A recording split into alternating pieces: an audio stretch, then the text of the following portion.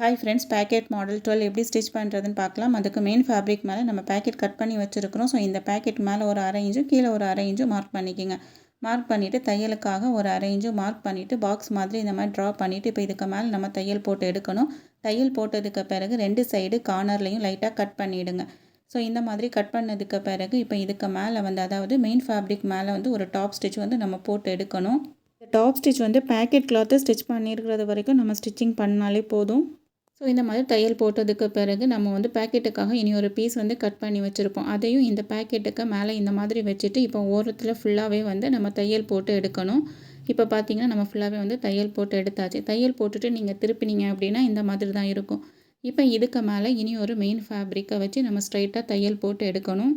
தையல் போடும்போது பேக்கெட் தைச்ச இடத்துல மட்டும் பேக்கெட் கிளாத்தில் தான் நம்ம தையல் போட்டு எடுக்கணும். ஸோ இந்த மாதிரி தையல் போட்டு எடுத்துட்டோம் அப்படின்னா நமக்கு பேக்கெட் ரெடி ஆகிடும். இந்த பேக்கெட் நைட்டி குர்த்திக்கு எல்லாத்துக்குமே நம்ம யூஸ் பண்ணிக்கலாம்.